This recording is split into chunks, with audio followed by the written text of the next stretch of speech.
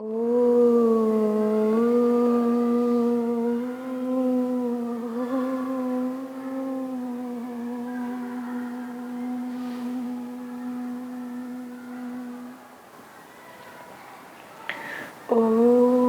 श्री परमात्मने नमः।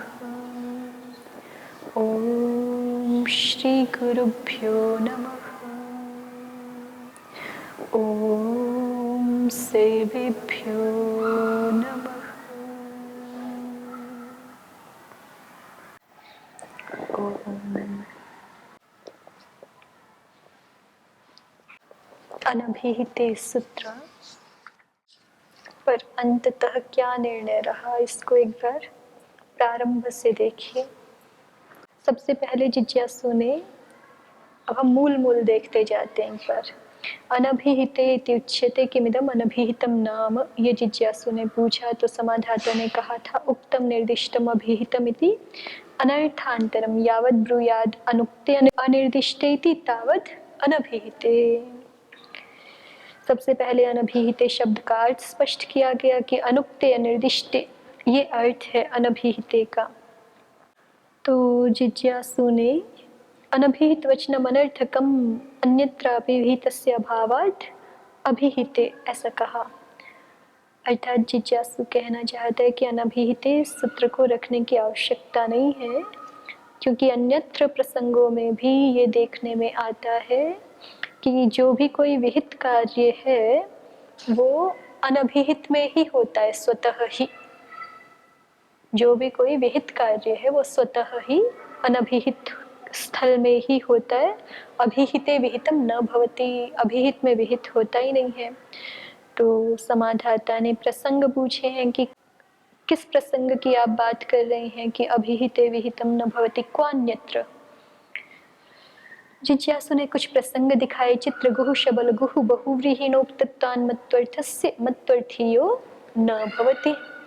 बहुव्रीहि समास के द्वारा मत्वर्थ उक्त हो गया है चित्र गुहु शबल गुहु इन प्रयोगों में, इसलिए मत्वर्थीय प्रत्यय नहीं होता। गर्गाः वत्सः बिदाः उर्वाः ययभ्यामुक्तत्वादपत्यार्थस्य न्यायोत्पत्तिर न भवति। यय अय के द्वारा यहाँ पर अपत्यार्थ को कह दिया गया है, इसलिए जो न्याय प्रत्यय है उत्सर्ग प्रत्यय अण, उसकी उत्पत्ति नहीं होती है। सप्तपर्णो अष्टापद इति समासेन उक्तत्वाद् वीप्साया दुर्वचनम न भवति।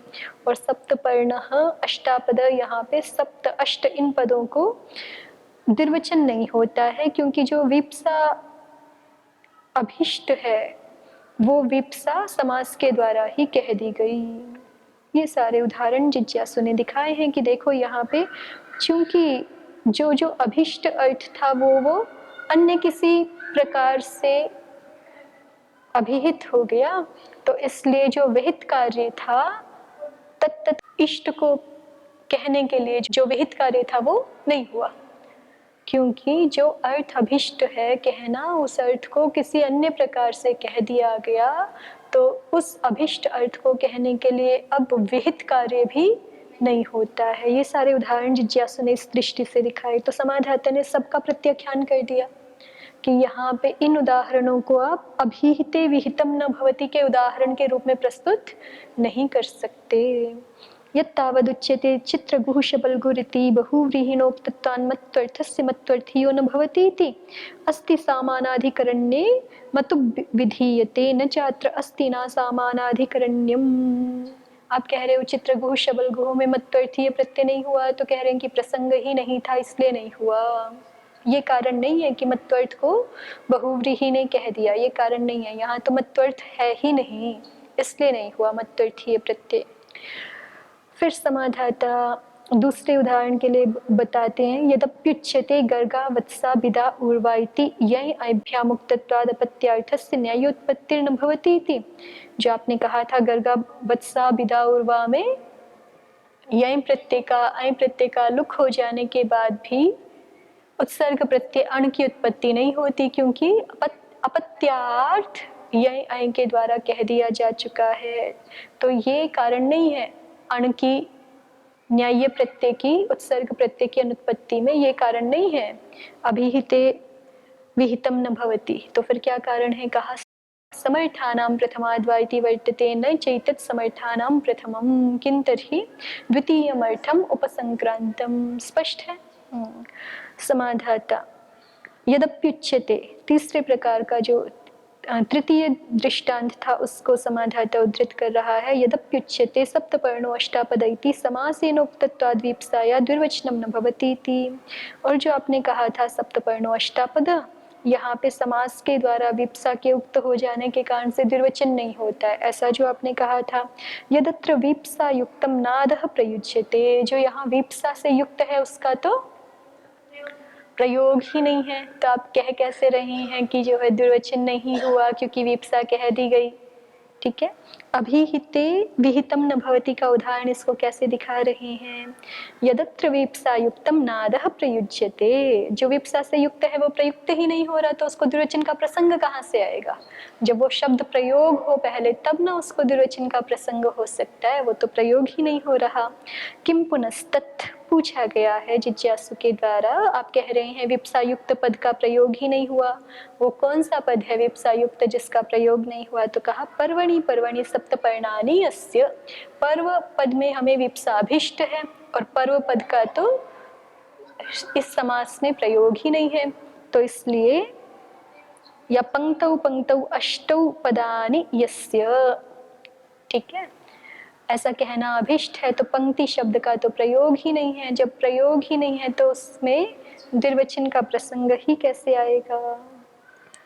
तो जिज्ञासु के द्वारा अभिहिते विहितम न भवति के संदर्भ में दिए गए सारे उदाहरणों का समाधाता के द्वारा प्रत्याख्यान हो गया। तो जिज्ञासु ने अब दूसरे उदाहरण प्रस्तुत किए। श्नम बहुज अकक्षुतर्हि, श्नम बहुज अकक्षुतर्हि, श्नम का उदाहरण है भिनत्ति छिनत्ति श्नमोक्तत्वात् कर्तृत्वस्य कर्तरि शब्द न भवति। फिर से जिज्ञासु किसके उदाहरण प्रस्तुत कर रहा है। अभिहिते विहितम न भवति, अन्यत्रापि अभिहिते विहितम न भवति। इसी के उदाहरण फिर से और ढूंढ करके लाने का प्रयास कर रहा है जिज्ञासु। तो सबसे पहले श्नम का उदाहरण दिया भिनत्ति छिनत्ति की। देखो श्नम ने कर्ता को कह दिया है इसलिए कर्तरि शब्द न भवति, कर्ता अर्थ में शब्द विकरण नहीं होता है। बहुकृतम बहुभिन्नमिति बहुचा उक्तत्वाद् ईषदस् समाप्तेः कल्पवादयो न भवन्ति। बहुकृतम बहुभिन्नम में क्या है, बहुच प्रत्यय ने किसको कह दिया, ईषद समाप्ति अर्थ को कह दिया, तो इसलिए सामान्य विहित जो कल्पवादी प्रत्यय हैं वो नहीं होते हैं। और अकच के संदर्भ में दिखा रहे हैं उच्च कई ही नीच कई रीति। अकच उक्तत्वात् कुत्सादि नाम का दयो न भवन्ति, अकच प्रत्यय ने ही कुत्सादि अर्थों को कह दिया, इसलिए जो प्रागिवाद कह प्रकरण से सामान्य उत्सर्ग कह प्रत्यय पा रहा है इन अर्थों में, कुत्सादि अर्थों में वो नहीं हुआ। तो सारे उदाहरण कैसे दिखाए हैं।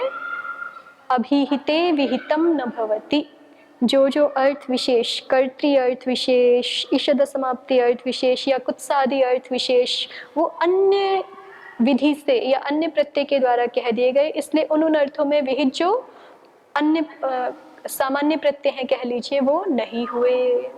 ठीक है, क्यों नहीं हुए, क्योंकि अभिहिते विहितम न भवति, ऐसा जिज्ञासु कह रहा है कि हेतु ये है इनके ना होने का, अभिहिते विहितम न भवति।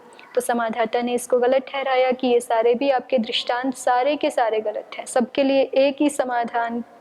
पहले तो सबके लिए अलग अलग समाधान किया था, इन सारे दृष्टांतों का एक ही समाधान कर रहा है समाधाता कि ये तो सारे अपवाद हैं जो आपने दिखाए हैं ना, कि इसको बाध करके ये हो गया और फिर उत्सर्ग प्रत्यय नहीं हो पाया, जैसे कि श्नम हो गया और शप नहीं हो पाया, या फिर बहुच हो गया और कल्पवादी नहीं हो पाए, या फिर अकच हो गया और क नहीं हो पाया। तो ये जो जितने स्थल आपने दिखाए हैं वो सारे उत्सर्ग अपवाद वाले स्थल हैं। तो उत्सर्ग अपवाद में तो अपवाद उत्सर्ग को बाध के होता ही है, यही न्याय्य बात है। समाधाता ने यही समाधान दिया है। ननु च श्नम बहुच अकचो अपवादास्ते अपवादत्वाद बाधका भविष्यन्ति। श्नम बहुच अकच तो अपवाद है ना, तो अपवाद होने से बाधक होने ही चाहिए, होंगे ही। तो जिज्ञासु ने कहा कि नहीं नहीं, ये अपवाद भले ही हों लेकिन फिर भी ये अलग देश वाले हैं, उत्सर्ग के साथ समान देश वाले अपवाद नहीं है। उत्सर्ग समान देश वाले अपवाद ये नहीं है, तो जब उत्सर्ग के साथ इनका समान देश नहीं है तो विरोध क्यों होगा? बाध्य बाधक भाव नहीं होना चाहिए। ये वार्तिककार का मत है। असति संभवे बाधनम भवति। ठीक है, आपको पारिभाषिक में दिखा दिया था ना, आगे भाष्य में स्वयं ये पंक्तियां आएंगी ही, भाष्य की ही पंक्तियां पारिभाषिक में संग्रहित है। असति संभवे बाधनम भवति, इस पक्ष को लेकर के जिज्ञासु कह रहा है श्नम बहुच अकक्षु नानादेशत्वात् उत्सर्गा प्रतिषेधः। श्नम बहुच और अकच में तो नानादेश होने के कारण से उत्सर्ग का अप्रतिषेध ही होना चाहिए। ठीक है, उत्सर्गा प्रतिषेधः, उसी को स्पष्ट करके कहा समान देशैरपवादैर उत्सर्गाणां बाधनम भवति नानादेशत्वात् न प्राप्नोति। किम न प्राप्नोति? बाधनम, अपवादैः उत्सर्गाणां बाधनम न प्राप्नोति। समान देश वाले जो अपवाद हैं उनके द्वारा उत्सर्गों का बाधन होता है। नाना देशत्वान् न प्राप्नोति, अलग अलग स्थान होने से अपवादों के द्वारा उत्सर्गों का बाधन प्राप्त नहीं होता है। जिज्ञासु ने अपना पक्ष रखा तो समाधाता यहाँ पे ये कह सकता था कि नहीं भाई, जो है वो सत्यपि संभवे बाधनम भवति, ऐसा कह सकता था, लेकिन समाधाता ने यहाँ पे कहा नहीं, इसको छोड़ दिया अभी इतने ही विषय को। ये व्याख्याकारों ने तो दिखाया है कि सत्यपि संभवे बाधनम भवति भी पक्ष है, प्रदीपकार ने तो दिखाया था ना, भाष्यकारस्तु विरोधाभावेपि विशेष विधान मात्रेणैव बाधकत्वम् अन्यत्र वोचत्। ठीक है, दृष्टांत भी दिया था, तक्रदानम च दधिधानस्य विरोधाभावेपि लोके बाधकम दृश्यते। तो यहाँ पे समाधाता समाधान दे सकता था कि नहीं, हम जो बात कह रहे हैं कि ये अपवाद है इसलिए बाधक हो जाएंगे, यही समाधान है। लेकिन जिज्ञासु के पक्ष को समाधाता ने अभी प्रत्याख्यात नहीं किया। उन्होंने जिज्ञासु ने जो कहा कि असति संभवे बाधनम भवति पक्ष को लेकर के जो बात कही, उसका उत्तर नहीं दिया समाधाता ने। तो फिर इस तरह से क्या हो गया, तद एवं श्नमादि दृष्टान्तावष्टम्भेन हेतुत्वम उक्तत्वस्य व्यवस्थापितम। तो इस तरह से जिज्ञासु ने श्नमादि दृष्टांत का अवलंब करके, आश्रय करके, अवष्टम्भेन उसके आश्रय से हेतुत्वम उक्तत्वस्य व्यवस्थापितम, उक्तत्व का हेतुत्व व्यवस्थापित कर दिया। अर्थात अपनी जो बात थी उसको, कौन सी बात, अभिहिते विहितम न भवति। ठीक है, अभिहिते कह लो या उक्ते कह लो, एक ही बात है ना, उक्ते विहितम न भवति, इसको व्यवस्थापित कर दिया यहाँ तक आकर के जिज्ञासु ने भिन्नति छिन्नति आदि दृष्टांतों के द्वारा। तो अब समाधाता माने जिज्ञासु का, यहाँ तक आकर के जिज्ञासु का पक्ष रहा कि अनभिहिते सूत्र रखने की आवश्यकता नहीं है, क्योंकि अपने आप से ही जैसे अन्यत्र भी अभिहिते विहितम न भवति, अर्थात अनभिहिते एव विहितम भवति, ये अन्यत्र जैसे हम समझते हैं वैसे ही यहाँ भी समझ लेंगे। यहाँ तक आकर के जिज्ञासु की बात ये रही। तो अब समाधाता प्रकारांतर से अनभिहिते सूत्र को रखने का प्रयास करेगा। ठीक है, तो इसलिए समाधाता ने यहाँ से अपना मार्ग थोड़ा सा अलग कर दिया है। सीधे जो सरणी चल रही थी ना ऊपर से, उसी के अनुसार नई बात की समाधाता अब एक अन्य प्रकार से अब अनभिहिते सूत्र की क्या आवश्यकता है इसको बताना चाहता है। तो इसलिए समाधाता जिज्ञासु से प्रति प्रश्न कर रहा है, किम पुनरिहा कर्तव्यो अनभिहिताधिकारः क्रियते आहुस्विदन्यत्र कर्तव्यो न क्रियते।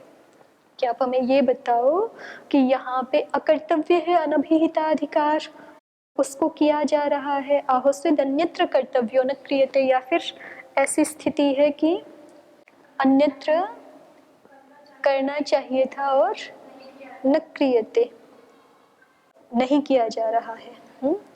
किम पुनरिह अकर्तव्यो अनभिहिताधिकारः क्रियते आहुस्विद अन्यत्र कर्तव्यो न क्रियते।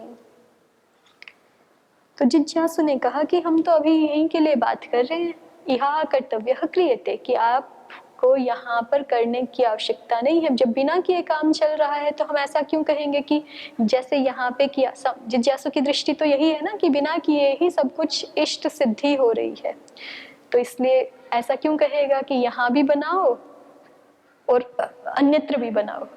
जिज्ञासु कहते हैं मेरा तो ऐसा अभिप्राय नहीं है, मैं ऐसा नहीं कह रहा कि सब जगह अनभिहिते अनभिहिते कहो, बल्कि मैं तो ये कह रहा हूँ कि जैसे अन्यत्र बिना अनभिहिते कहे भी इष्ट प्रयोगों की सिद्धि हो रही है, इष्ट स्थल में ही कार्य हो रहा है, वैसे ही यहाँ पर भी अनभिहिते नहीं कहेंगे तो भी जहाँ इष्ट है जो विभक्ति वो अपने आप स्वतः वहीं पर होगी, उसकी अतिव्याप्ति नहीं होगी। किस हेतु से नहीं होगी? तो हेतु वही है अभिहिते विहितम न भवति, इस हेतु से अनिष्ट स्थल में विभक्तियों की अतिव्याप्ति नहीं होगी। तो उसको जिज्ञासु ने कहा इहा कर्तव्यः क्रियते, मैं तो ये कह रहा हूँ कि यहाँ भी करने की आवश्यकता नहीं है। एष एव हि न्यायः यद अभिहिते विहितम न स्यात्, क्यों यहाँ भी करने की आवश्यकता नहीं है? क्योंकि एष एव हि न्यायः, यही न्याय युक्त पक्ष है, यही न्याय बात है कि अभिहित में विहित कार्य नहीं होना चाहिए, और जब इसको ध्यान में रखेंगे तो फिर अनभिहिते की आवश्यकता नहीं है, जिज्ञासु ने कहा। तो समाधाता अब कहता है कि देखो अनभिहिते सूत्र तो रखना पड़ेगा। जो आप कह रहे हो इहा अकर्तव्यः क्रियते, कि यहाँ बनाने की आवश्यकता नहीं थी, अकर्तव्य है सूत्र, फिर भी आपके द्वारा किया जा रहा है। जो ये बात जिज्ञासु ने कही तो समाधाता इसका उत्तर दे रहा है अनभिहितस्तु विभक्त्यर्थस्तस्माद् अनभिहित वचनम, कि देखो हमें अनभिहित सूत्र रखने की आवश्यकता इसलिए है चूंकि अनभिहितस्तु विभक्त्यर्थः, विभक्त्यर्थ अनभिहित है, तस्माद् अनभिहित वचनम, इसलिए अनभिहित वचन करना चाहिए, अर्थात अनभिहिते सूत्र बनाना चाहिए। दोष कहाँ आएगा अनभिहिते नहीं बनाएंगे तो कहा कि अभिहिते ही प्रथमा भावः, अभिहित में प्रथमा का अभाव हो जाएगा, ये दोष आएगा यदि अनभिहित नहीं बनाएंगे। अभिहिते ही प्रथमा भावः, अनभिहितस्तु विभक्त्यर्थः, विभक्त्यर्थ अनभिहित है। कह पुनर्विभक्त्यर्थः, तो कहा कि कह पुनर्विभक्त्यर्थः, कहा एकत्वादयो विभक्त्यर्थाः, एकत्वादि विभक्त्यर्थ हैं। तेषु अनभिहितेषु सत्सु कर्मादयो अभिहिता विभक्तिनाम उत्पत्तौ निमित्तत्वाय मा भुवन्निति। अनभिहिते पढ़ेंगे और उसको विभक्ति अर्थ का विशेषण बना देंगे, है ना। तो अर्थ ये होगा कि जब विभक्ति अर्थ अनभिहित हो तो ही कर्म में द्वितीया होगी, ठीक है। अनभिहित विभक्ति अर्थ में कर्म में द्वितीया होगी। तेषु अनभिहितेषु सत्सु कर्मादयो अभिहिता विभक्ति नाम उत्पत्तौ निमित्तत्वाय मा भुवन्निति। उन विभक्ति अर्थों के अनभिहित होने पर कर्मादयो अभिहिता, यदि कर्मादि किसी प्रकार से अभिहित भी हो जाए तो भी विभक्ति नाम उत्पत्तौ निमित्तत्वाय मा भुवन, तो वो विभक्तियों की उत्पत्ति में निमित्त ना बने। तस्माद अनभिहित वचनम, उसके लिए हमें अनभिहित वचन कहना चाहिए। इस पे हमने प्रदीपकार को देखा था पूरा। तो प्रदीपकार ने दिखाया है कि कर्मणि द्वितीया इत्यादि प्रसंग की बहुषु बहुवचनम इत्यादि प्रसंग के साथ एक वाक्यता है, और वहाँ दो प्रकार का विशेषण विशेष्य भाव संभव है। एक है कि हम एकत्वादियों को विशेषण बनाएं और कर्मादियों को विशेष्य बनाएं, तो फिर कर्मादि मुख्यार्थ हो जाएंगे विभक्ति के, ठीक है। और यदि जब हम कर्मादियों को विशेषण बनाएंगे और एकत्वादियों को विशेष्य बनाएंगे तो फिर अनभिहित विभक्ति अर्थ में द्वितीया होती है, ये अर्थ है, तो एकत्वादि विभक्ति के अर्थ बनेंगे। और यदि कृदादियों के द्वारा कर्म आदियों को कह भी दिया गया है तो भी वो जो अनभिहित विभक्ति अर्थ है वो द्वितीय आदि को लाने लगेंगे, तो उस निवारण के लिए द्वितीय आदि नाम प्रसंगे तन निवारणाय कर्तव्यो अनभिहिताधिकारः। देखिए प्रदीपकार ने दोनों तरह से दिखाया था कि यदि हम कर्मादि को विशेष अर्थ मान रहे हैं, मुख्य अर्थ मान रहे हैं, और एकत्वादि को गौण अर्थ मान रहे हैं, तो एकत्व विशिष्ट कर्म में द्वितीय होती है, ये अर्थ है ना।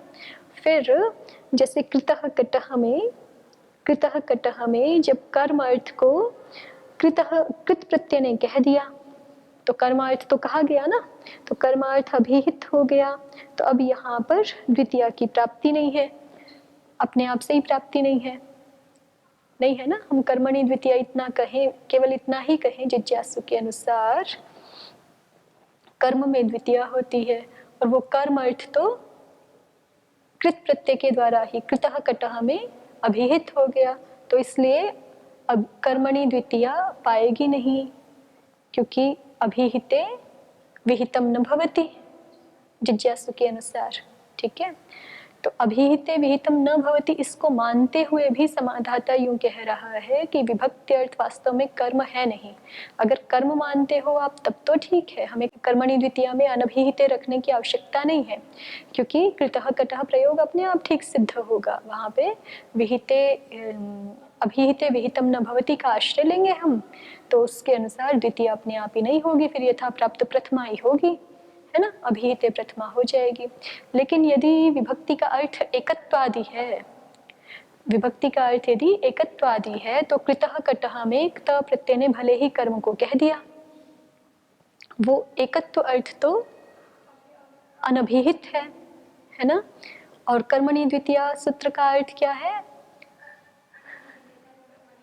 अनभिहिते तो नहीं रख रहे ना, जिज्ञासु के मत में दिखा रहे हैं कि यदि अनभिहिते नहीं रखेंगे तो फिर कर्मणि द्वितीय इतना ही अर्थ है कि कर्म में द्वितीय होती है, कर्म में द्वितीय होती है। जब इतना अर्थ है तो इसके अनुसार यहाँ नहीं, कर्म में द्वितीय होती है इतना अर्थ नहीं, इसको थोड़ा विशिष्ट करके देखिए, क्योंकि साथ में ये पक्ष रखा जा रहा है ना कि विभक्ति का अर्थ माने द्वितीय जो विभक्ति है उसका अर्थ एकत्व है, तो कर्म विशिष्ट एकत्व अर्थ में द्वितीय होती है, इतना सूत्रार्थ है। और कृतः कटः ने जो क्त प्रत्यय है उसने आके कर्म को तो कहा, एकत्व को तो कहा नहीं। ठीक है, तो एकत्व तो अनभिहित ही है ना अभी भी, और हम आपका जो नियम है वो मान रहे हैं, अभिहिते विहितम न भवति, अभिहित में तो विहित नहीं होगा, लेकिन ये तो अभिहित अर्थ नहीं है ना एकत्व, तो ये तो अनभिहित अर्थ है, तो इसलिए यहाँ पे द्वितीय पाने लगेगी, चाहिए नहीं है, पाने लगेगी। कृतः कटः में जो कटः में प्रथमा चाहिए वो ना हो करके द्वितीय पाने लगेगी, द्वितीय का प्रसंग बनने लगेगा।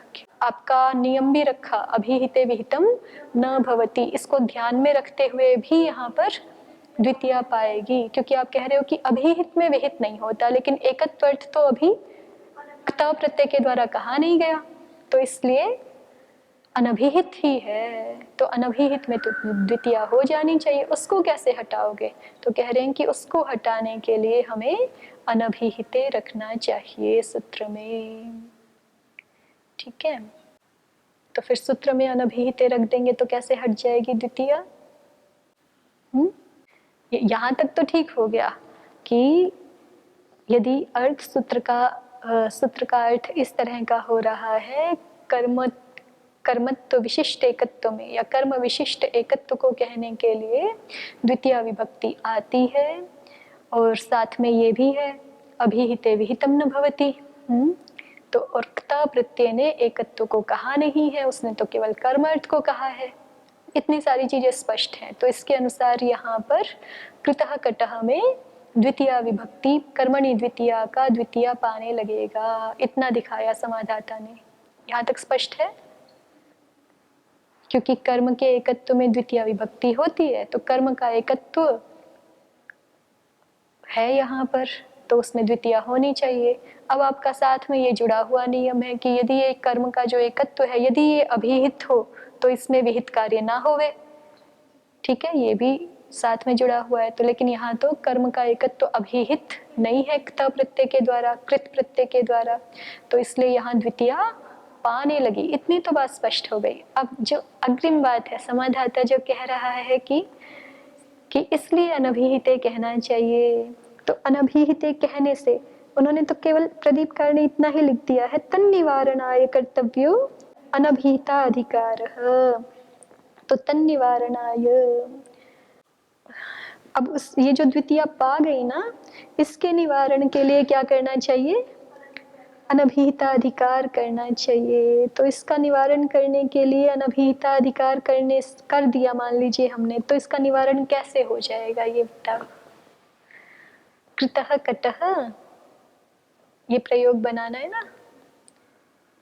और मान लीजिए समस्या आ रही थी एक कि कृतः कटः में कटम में द्वितीय पा रही थी, कर्म में द्वितीय होती है, और अब हमने कह दिया अनभिहिते।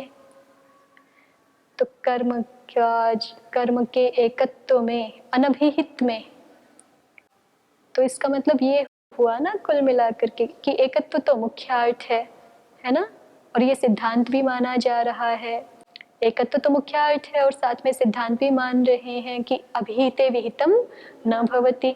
तो इसका मतलब जो मुख्य अर्थ है उसकी अनभिहितता तो इसी सिद्धांत के कारण ही सिद्ध हो जा रही थी।